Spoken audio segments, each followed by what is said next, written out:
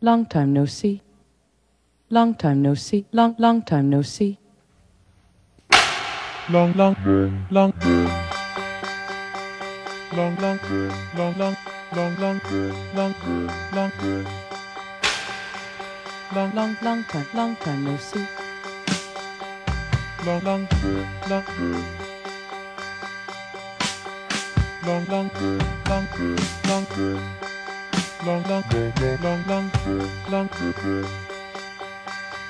long long long long long long Long time no see. Long time no see.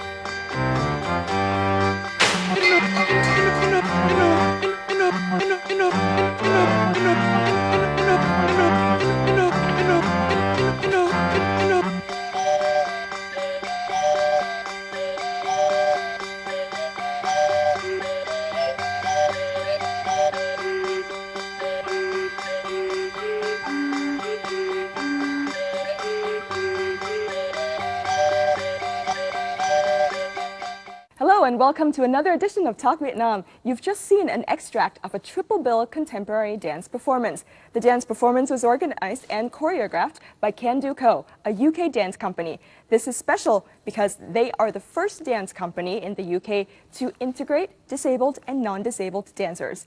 And in the 2008 Olympics and Paralympics, they had a chance to perform in the stage. And it was the first time in the two games' history that both non-disabled dancers and disabled dancers were recognized. And we're so happy to have them in our studio today as part of their Vietnam tour because they're going to be talking to us a little bit about their unique dancing style, their unique values, as well as how they've enjoyed Vietnam. So our first guest from the company is actually Pedro Machado.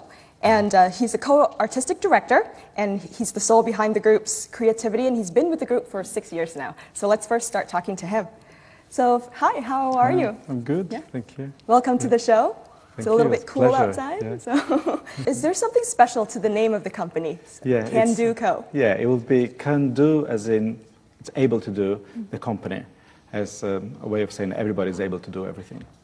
That's awesome. Now, is there a special philosophy within your company? I think is that dance in itself, it's not intrinsically exclusive of people with different bodies. You know, dance is welcome to people with different bodies. In one way, the way we perceive dance today to be seems a little bit exclusive, and the tradition, the history made it a bit exclusive. But there's nothing about dance that needs a homogenized body.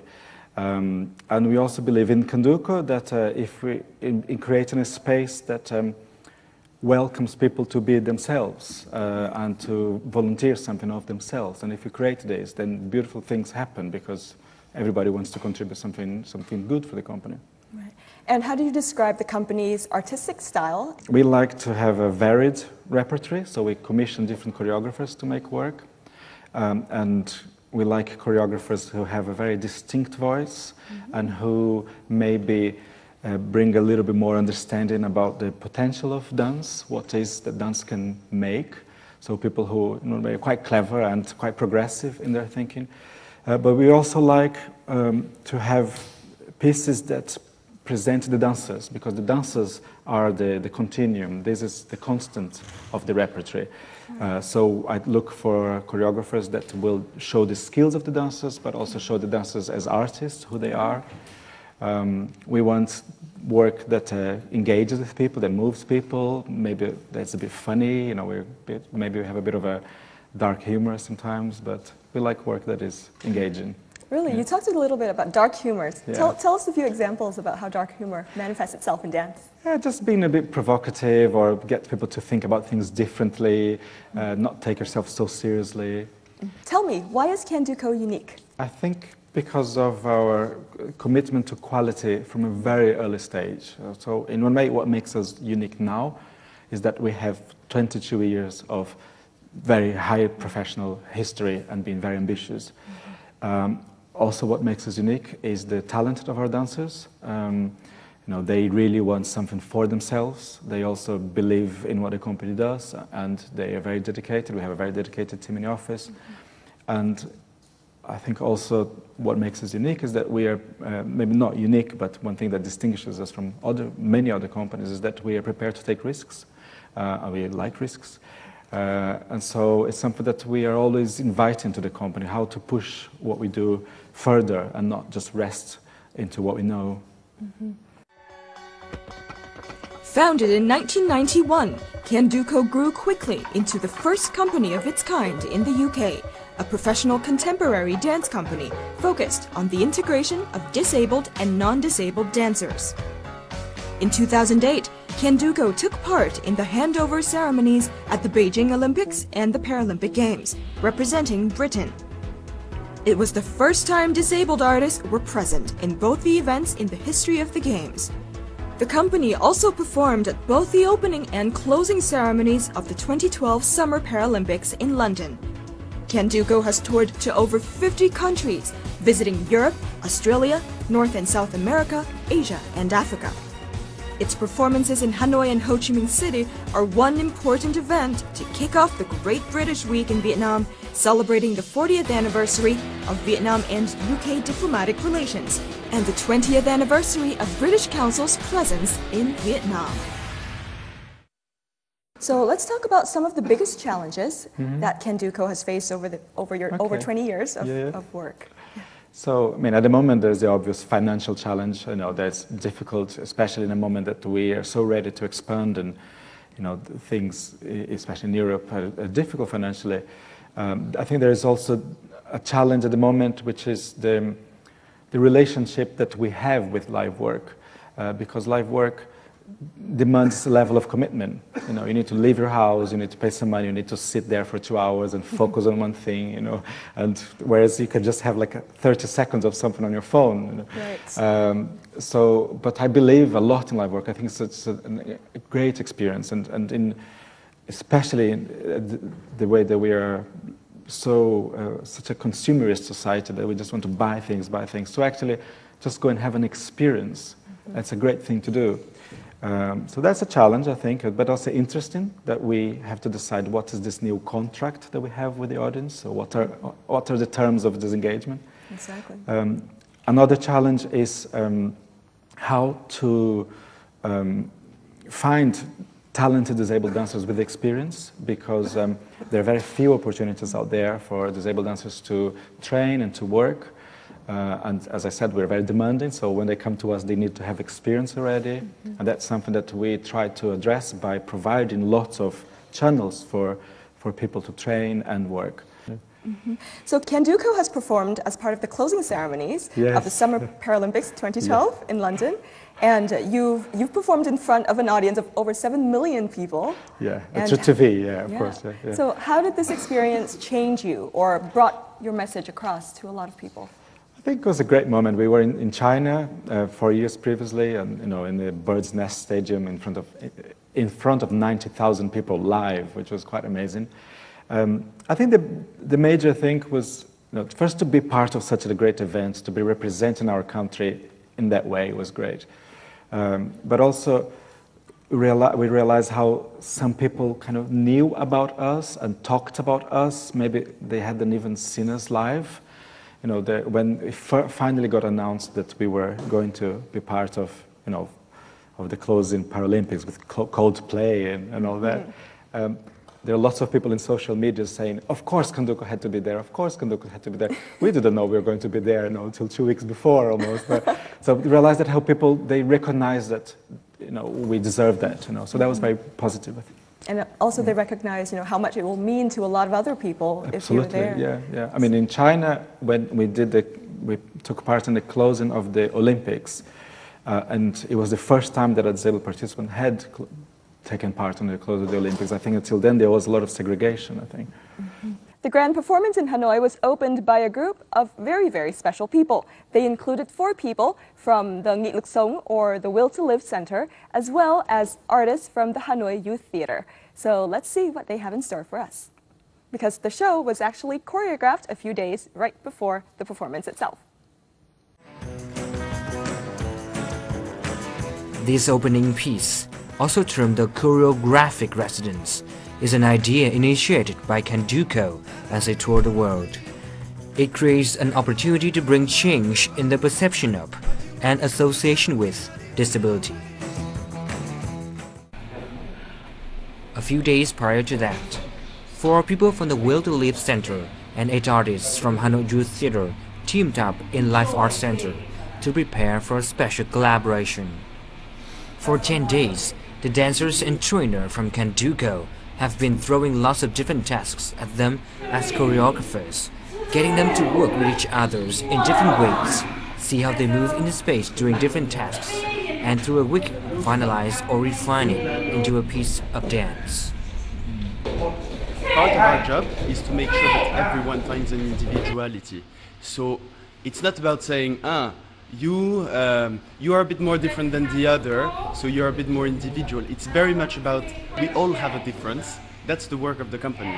We all have a difference, and we try to develop that difference to make unique people. And I think everyone here has found a voice in what they are doing. For Do Tung Nga and Dang Hoài too, this was something they'd never done before, and a short course has revealed something special about them. Trước khi tới với khóa học thì tôi chưa biết gì về múa. Và tôi nghĩ là múa là một cái gì đó rất là khó. Những người kém may mắn như bọn tôi chắc không bao giờ nghĩ tới. Nhưng mà sau khi tới lớp học, được thầy cô làm quen, lúc bước đầu thì cũng bỡ ngỡ lắm, cũng ngại, cũng rụt rè. Nhưng sau 7 buổi, hôm nay đến buổi thứ 8 thì cũng không còn rụt rè nữa, cảm thấy thích thú, cảm thấy hăng say và chỉ muốn đến giờ thôi ạ. Tôi cảm thấy nó thoải mái cho người hơn. Mình có thể là làm những cái gì mình thích, nó không gò bó trong một khuôn khổ. Ví dụ như là múa dân gian hay là cái gì đấy thì nó phải theo một cái động tác nhất định. Nhưng mà ở đây thì mình có thể làm bất cứ cái gì mình thích, miễn là mình cảm thấy thoải mái. Khi mà biểu diễn solo ấy, tôi cảm giác như là mình muốn bay lên, cảm giác như thế. Mình muốn thoát khỏi cái rào cản của mình, thoát khỏi cái bóng của mình là một người như thế này. One thing we know for sure, that the teachers experienced the same feeling when they found out about Candoco, a comedy of can-do people. My disability does not stop me overcoming anything. It does not limit me. What I need to do is find a way that I can do it with my physicality and also my personality. Everybody's different, and that is the same for every dancer in our company, whether they are disabled or a non-disabled dancer in the company. Everybody has to work and push themselves. After more than a week of working hard, it's time for them to show their piece to the audience at the Hanoi Opera House.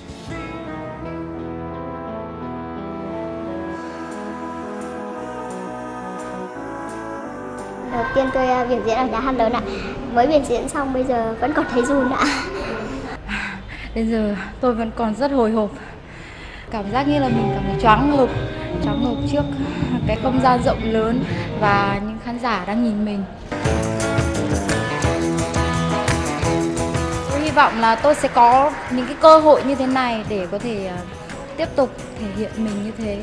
Mình dám mơ hơn, mình nghĩ là mình cũng có thể là một nghệ sĩ múa chẳng hạn. Mai kia biết đâu mình cũng trở thành một nghệ sĩ múa như thầy cô chẳng hạn.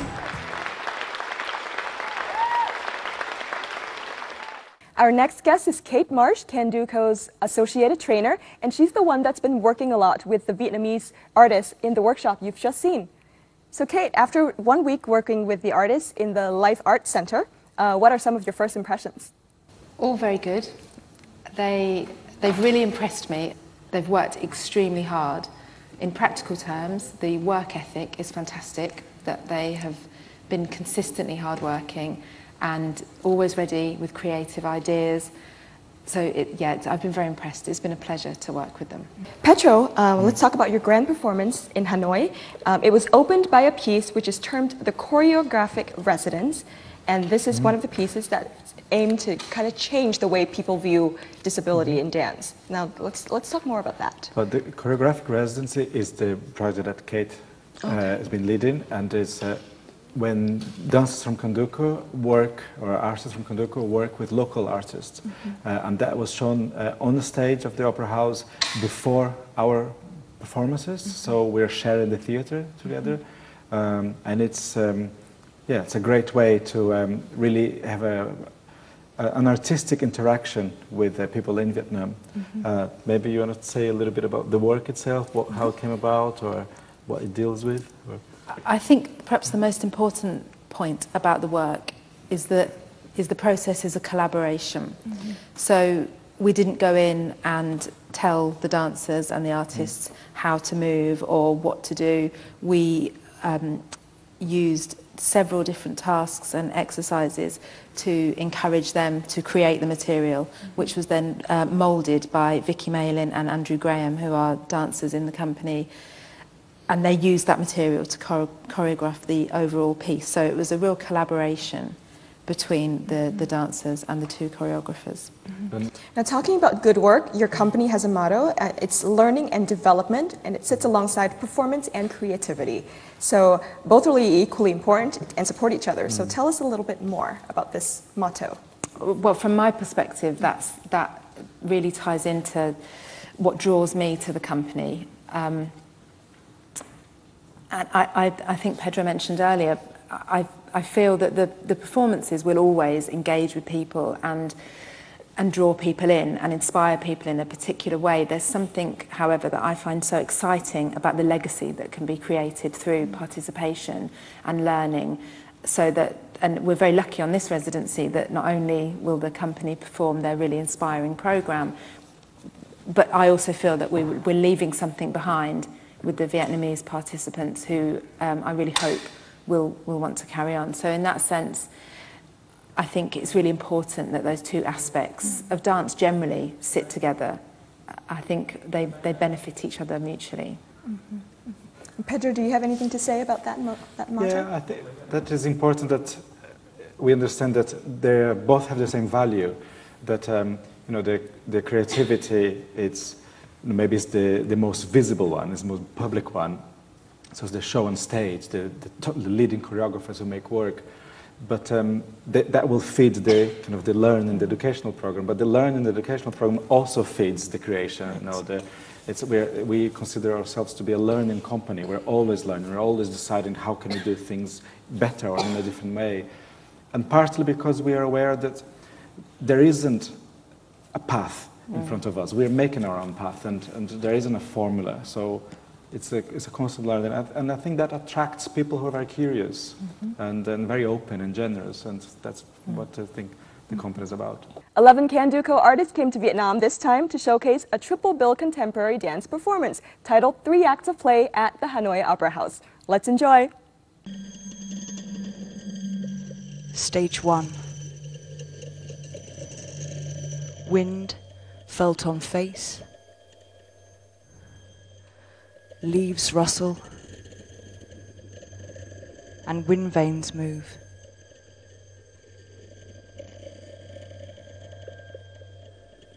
Stage 2. Leaves and twigs in motion. Wind extends light flag, raises dust, loose paper, and moves small branches. Stage 3. Small leaves in tree begin to sway.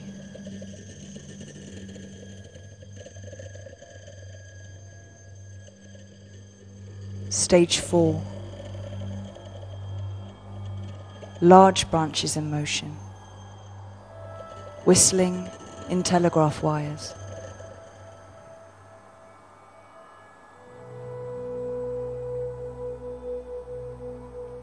difficulty with umbrellas. Stage 5.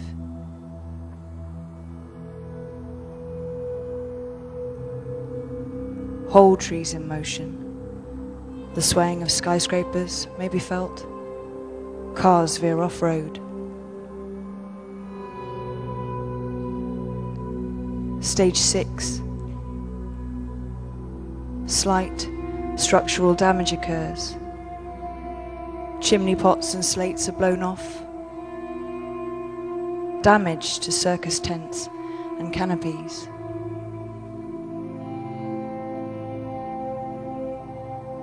Stage 7. Widespread structural damage. Trees uprooted.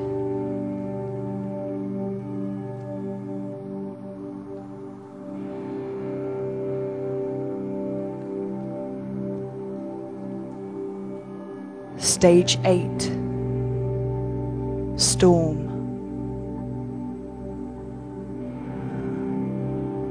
An ice storm or a snowstorm. Dust. Yeah, you could have a dust storm. Perhaps you could have a desert storm. Or maybe even a perfect storm.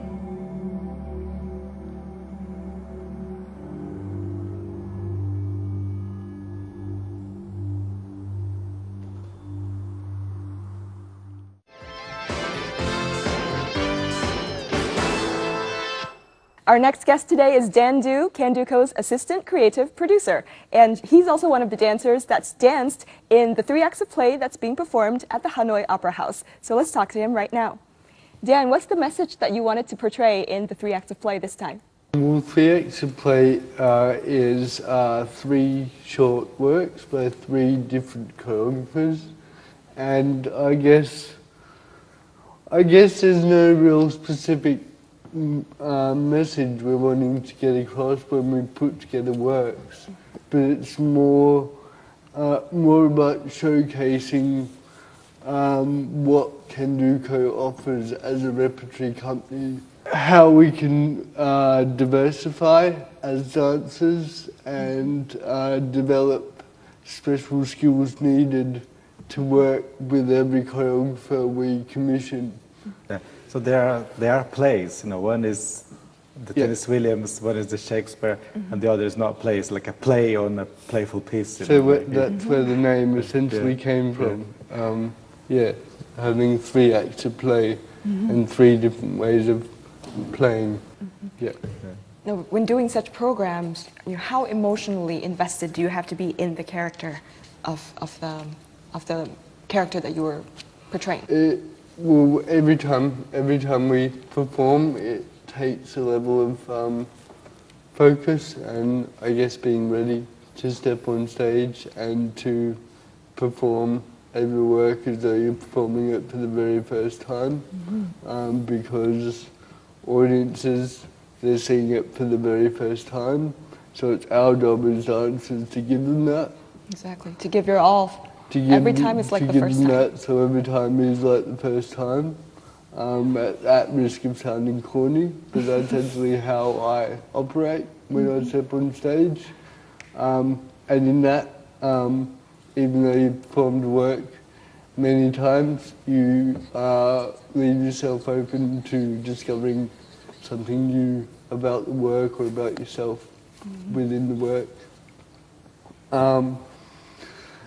And so it does require a level of focus and having to learn different ways to get ourselves in, because we're having to perform 3 works over the course of an evening. So we have to develop ways ourselves that we can reach to that point to be able to get ready for the next piece and give it our all and to the highest professional standard. Is there a certain message that from the piece that you want to send towards the Vietnamese audience? As Dan was saying actually about Candoco's programme, there's no specific message. What I really hope people took away from the performance is to see that over a relatively short period of time of working in Vietnam, that actually a company was formed, a group of 12 people who can work really effectively together, creating very high quality, creative work. So I hope that's the message that came away. And that everybody can also have their own message, their own interpretation Absolutely. of the piece as well. Yes. During their time in Vietnam, Candoco first took part in the International Dance Festival in Hanoi, Europe meets Asia in contemporary dance, in which they performed in translation an intricate piece by Emmanuel Gat. Performed to a piano score by Johann Sebastian Bach, the piece is built at a single sequence of movement that evolves and unfolds in duets, trios, or solos. It's not for them to say this is how it's going to be. It's more a case of, we're thinking, yes, it could be this, or it could be that. And what I thought of it would be different to what someone else might think of it. I just felt that they moved so fluently and together. It was cohesive. The whole piece seemed to fit together. I really felt that they were showing their best for their disabilities. In the middle of a dance, the music suddenly stopped, while the dancers continued to move to their own rhythms. This has left a deep impression among the audience. Khi không có âm nhạc thì người diễn viên họ làm theo cái nhịp cảm xúc của họ, theo nhịp nhạc của họ, theo cái giai điệu của chính họ, thì tự dưng cái người xem họ được sâu hơn về cái trạng thái cảm xúc của người diễn viên trên sân khấu. Và cái đoạn đó là cái đoạn mà tôi cảm thấy lắng nhất, và nó cho tôi được nhiều cái sự thấu và sự hiểu cái nhân vật đó nhiều hơn. After the participation in the festival, Candoco had their own night at Hanoi Opera House, where they performed 3 acts of play. Twisting perception of what dance is, who can dance, and who enjoys it. It was an evening of 3 diverse dance works. Firstly, there was the restaging of one of Trisha Brown's signature works, Set and Reset, Reset, an exploration of visibility and invisibility.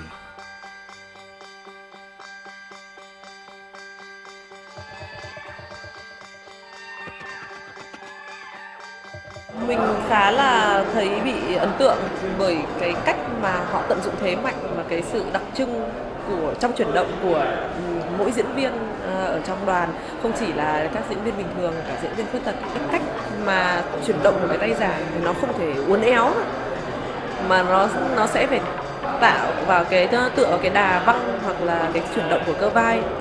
Thì tất cả các diễn viên khi diễn cùng cô ấy cũng tận dụng cái chuyển động. Như vậy. Next up was Studies for C, inspired by Tennessee Williams' play Camino Real, which explores a world in which a couple are trapped in a long-term relationship, characterized by struggle and power play.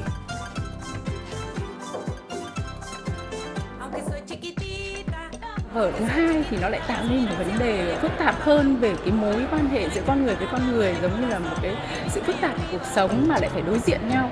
Nó có cả giống như là Việt Nam mình nói hỉ nộ ái ố. Tôi cũng cảm thấy rất là nhiều cái cảm giác ở trong đó, và người ta phải đấu tranh nhưng mà cũng không thoát ra được. In Imperfect Storm, the last piece of the night, a troupe of performers come together to stage Shakespeare's The Tempest. However, with not enough time to perform the whole play, they decide to perform only the stage directions. This humorous piece delivers quirky costumes and theatrical movements, giving it a truly distinctive style. This performance is celebrating one of the big values that Britain has been promoting in Vietnam, and that's diversity. So we want to find ways to promote different members of society contributing in different ways, including disabled people, and I think that's what this dance company is all about.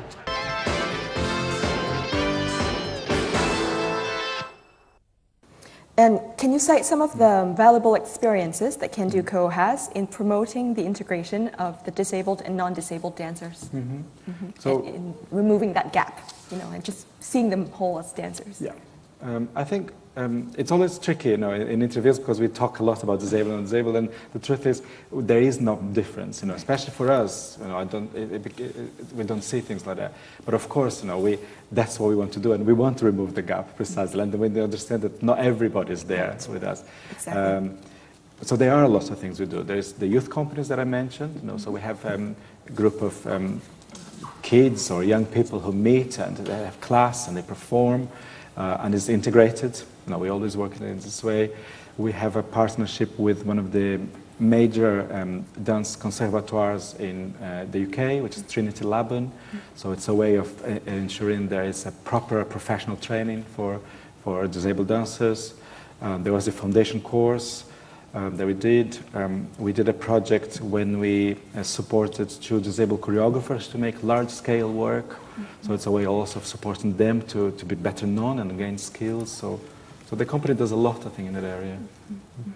Speaking from personal experience and being on the edge of other people's experiences, I think it's about exposure to excellent choreographers, consistently good and changing training so that the training is always relevant. There's, Pedro mentioned earlier, shifts in the culture of contemporary dance, and I think it's really beneficial for all dancers in Candoco to be carried with those shifts, to be part of changes, to work for a company, I suppose, that has its finger on the pulse, if you like.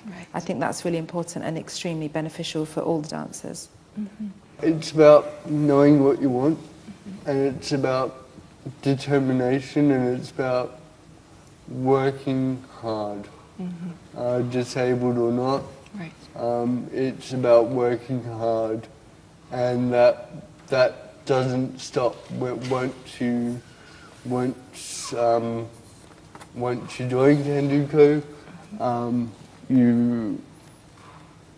It's every day of a dancer's life in any company, anywhere in the world. If you really want it, you've got to work hard. You have to work hard. And I think that's key. And in terms of fitness, it's fitness. It's not about ability or disability. Exactly. It's about being able to do the job and to do the job well. Exactly. I think it's so true. Hard work and determination, and basically, giving your all to what you really believe in. I think it's so overly said, but I think it's also so true at the same time. In Ho Chi Minh City, Candoco conducted a dance workshop with street and migrant children with Seoul Academy. So let's take a look at this dance collaboration. 25 youth from age 9 to 16 are present at Candoco's conference today. They are formerly street and migrant children, now being cared for by the nuns at the Bình An Center in District 8, Ho Chi Minh City. This is the first time that youth have gotten a chance to discover contemporary dance. Cái điều mà cũng như là tập đi, cũng như là từ buổi trưa tới buổi tối thì mình nhảy, rồi từ buổi tối đến buổi sáng thì mình đi vòng tròn, rồi từ buổi sáng thì đến buổi trưa thì mình cứ bò. Having graduated from a dance school in Greece, then moving to the United States, and then later on becoming a member of Candoco in the UK, Kostat is one of Candoco's 3 representatives at its workshop. Alongside his colleagues, Kostas talks with the youth on ways of how to fulfill their dreams. I think that there is no limit in the age or in the gender, or there is not a perfect time to start dancing, as long as you feel that you are inspired and you look up to someone. So yeah, follow your spirit, your heart, your passion, and hopefully with the right training you can follow a professional career if this is the dream. I think it's a great way to learn about yourself as a person and to be able to communicate with each other, and also to sometimes like just to have time to kind of concentrate and focus on in a different way on your own body. And I think through dance you can learn so much, not just about, you know, being beautiful or being athletic or being flexible. I think it's really about like being in the world in a different way. Be well, be creative, be respectful. The workshop is also a gift to the instructors at Seoul Academy, which focuses on music education and was founded by Thanh Bùi, the former Australian Idol contestant who made the top 8 in 2008. Chúng tôi là những người giảng dạy cũng như học viên có được một cái cơ hội để mà cảm nhận được cái thế giới nghệ thuật, cái cuộc sống nghệ thuật đang xảy ra xung quanh mình. Để chúng tôi có được một cái tinh thần tốt nhất trong cái sự làm việc cũng như học tập. Workshops like these have been an indispensable part of Candoco's tour to more than 50 countries in the world in the past 20 years.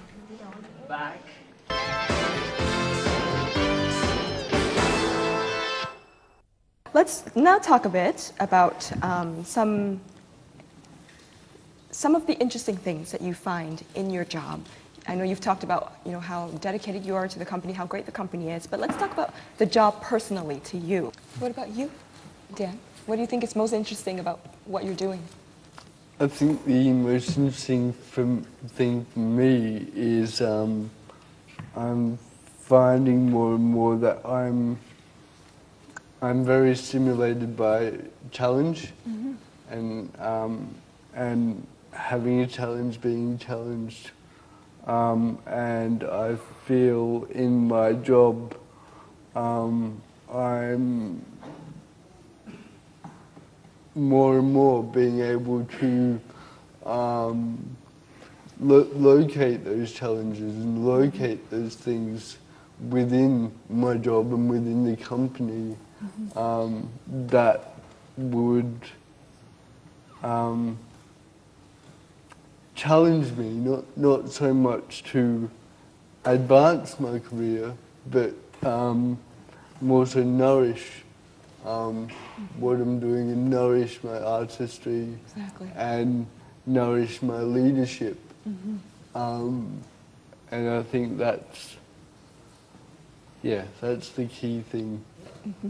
So let's recall a little bit about your relationship and your experiences within Candoco. You've talked a little bit about your tours worldwide, but are there any stories within the company that really, you know, sticks to your heart? Any memories that's really dear to you? There are many, I think, probably for all of us. Anything that you're willing to share? Well, I think seeing the company perform the first time, even before I knew I would work for the company, which I did, that was quite memorable. And then later when I realized that I was going to work with those people, you know, that I had seen, that was quite remarkable. Kate, you said you have a lot of memories. Yeah, I mean, there are lots and lots of memories. I think, and I don't know what Dan would say, but I think the closing ceremony of the Paralympics was, for lots of reasons, it was a really important memory because it brought together old and new dancers from the company, and we all worked together, and it was very different artistically, very different from the work that lots of us had been involved in. And I think there were points where we were having makeup and because literally we're painted gold, which is quite rare in contemporary dance. And I think we'd all been quite jovial about, oh, we're doing this, and because you didn't see the stage literally until we went on. So I remember very clearly that moment of 1 minute joking and then the next minute stepping into the stadium, which was just the biggest place that I've ever performed in, and that was fairly overwhelming in a really great way. So that's one I'll remember for a long time. That's great.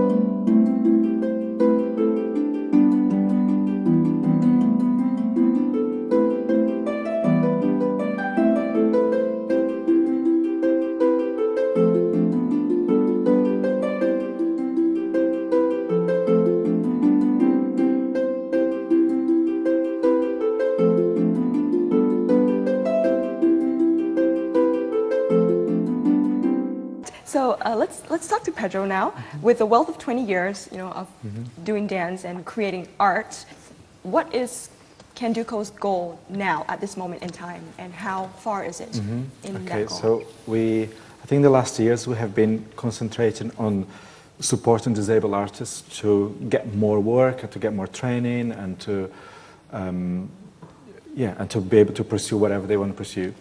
At the moment, we want to continue doing what we're doing and better, but I think the desire for the coming years is to try to have a real clear impact on the existing mainstream companies, to try to engage with companies to see if they would work more inclusively. And maybe if we don't work with established companies, we'll try to find then the next generation of artists to see if we actually start to change the way things are. Because I really believe that there'll be one day that there will be no difference, that dance will be like this. It might be 100 years from now. Maybe with Candoco will be 50 years from now, and I want it to be 10 years from now. So I think we want to really see this change happen because we know it's exciting. The audience knows it's exciting. The artists, that we encounter enjoyed working this way. I met the extremely talented disabled artists who have a lot to give. So it's a matter of making it happen. Now, to both Kate and Pedro, if you meet a Vietnamese disabled person who really loves to dance and who's been told many, many times that no, that's not something that you can do, or you just meet like a dancer who's gifted and given that wants to dance, what kind of advice do you give to these two types of people? I have an anecdote that relates to that question from our Vietnamese participants who asked us today, what will we do next? Which is a great question because it shows that they want to do something next. Exactly. And our response to them was, actually, it's down to you to take the experience and to as Dan said, to work hard and push and actually knock on people's doors and ring people up. And there is that initial period where you perhaps have to push a bit harder to create opportunities because it's often very simple. The space that we've been working is potentially an available space for people to work. It's accessible practically, and there are already people popping up out of the workshops that we've led that could very happily and would be very able to carry on working together and leading things. So I think it's just actually about shouting about what you want to do a little bit. Exactly. And maybe also identify and find people who inspire you and do it together, because sometimes to start is difficult. Exactly. And maybe also that is the other advice, is start, because it's difficult. And then you can decide, how you continue in a way, but don't give up. Right. If there's a group in Vietnam that wants to, I would say, imitate your model, of your dance company, what do you think they should start with? They should, I think, find people in the dance world that have interesting ideas and hopefully work together. And as Kate said, look for partners and support. And they can always get in touch with us as well and just tell us that they're doing this. And if we can support them in any way, we will. That's great. It's great to hear that. Yeah. And I think also just finding a few friends and a room big enough to dance in. And then starting from there, and that would really be the simplest advice I could give. Was just start dancing and see what happens. All right, thank you so much, all of you, and for being on the show. And it's really great to hear those stories. Very inspirational, and I think it's going to help a lot of people in Vietnam out. So thank you so much for being on our show. You. Thanks for having us. Thank you. Thank you. Thanks for having us. All right, and that's it for this edition of Talk Vietnam. Until next time, we'll see you again.